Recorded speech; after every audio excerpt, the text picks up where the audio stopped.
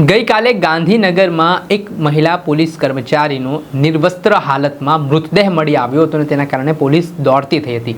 બપોરની આસપાસનો આ બનાવ હતો. આને લઈને પોલીસે સર્ચ ઓપરેશન હાથ ધર્યું અને આજે સમગ્ર ઘટના જ્યારે પોલીસને જાણકારી મળી કે આવી રીતે મહિલા પોલીસ કર્મચારી છે તેમનો નિર્વસ્ત્ર હાલતમાં મૃતદેહ પડ્યો છે ત્યારે એફએસએલની ટીમ તેમજ તમામ તપાસ એજન્સીઓ છે તે તપાસમાં જોડાઈ હતી અને લોકલ ક્રાઇમ બ્રાન્ચને આ ઘટનામાં મોટી સફળતા પણ હાથ લાગી છે. આ ઘટનાને અંજામ આપનાર જે હત્યા કરનાર આરોપી છે તેની ગાંધીનગર પોલીસે ધરપકડ કરી છે. આ ઘટનામાં કહેવાય રહ્યું છે કે જે મૃતક છે રિંકલબેન વણઝારા તેઓ છેલ્લા 5 વર્ષથી અમદાવાદના શાહીબાગ હેડક્વાર્ટરમાં મહિલા પોલીસ કોન્સ્ટેબલ તરીકે ફરજ બજાવતા હતા અને તેઓ અમરેલીના મોહન પારગી નામનો જે યુવક છે તેના પ્રેમ સંબંધમાં હતા. મોહન પારગી પોતે પરિણીત વ્યક્તિ હોવાની વિગતો સામે આવી છે. ત્યારે અવારનવાર આ જે મૃતક મહિલા છે અને મોહન પારગી નામનો જે આરોપી છે તેઓ મળતા હતા ત્યારે કોઈક બાબતને લઈને અગાઉની બાબતમાં વિવાદ થયો હતો અને આ વિવાદના સંદર્ભમાં જ ગઈકાલે ગાંધીનગરના સેક્ટર 24માં આવેલા પાઠ્યપુસ્તક એપાર્ટમેન્ટમાં મોહન પારગી નામનો જે યુવક છે તે રિંકલબેન વણઝારા નામના જે મહિલા કોન્સ્ટેબલ છે તેમના ઘરે જાય છે અને ત્યારબાદ બંને વચ્ચે ઝપાઝપી થાય છે.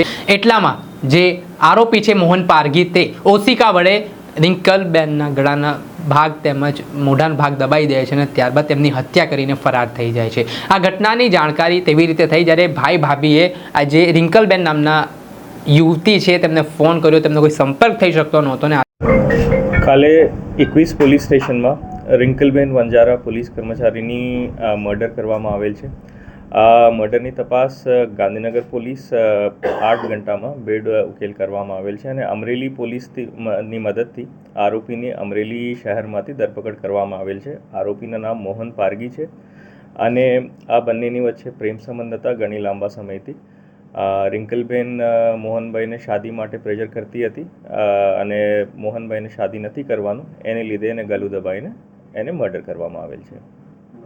શા માટે લગ્ન કરવાની કારણ બંને વચ્ચે પ્રેમ સંબંધ હતો, કારણ શું હતું અને કયા સંજોગોમાં એ જે હત્યા જે છે તે થઈ હતી? લગભગ આ બંને એકબીજાની 12-15 વર્ષથી ઓળખે છે અને કોલેજ સાથમાં કરેલું છે અને કોલેજ ટાઈમમાંથી એને વચ્ચે પ્રેમ સંબંધ હતું અને મોહનભાઈની બીજા કોઈની સાથે વચ્ચે લગ્ન થઈ ગયું.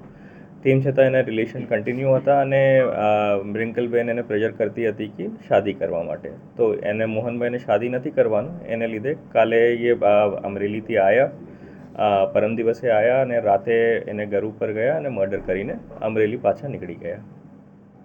અગાઉ પણ એ ઘરે આવ્યો તો કે એવી કોઈ તપાસમાં ખબર પડી? આ તપાસ ચાલુ છે.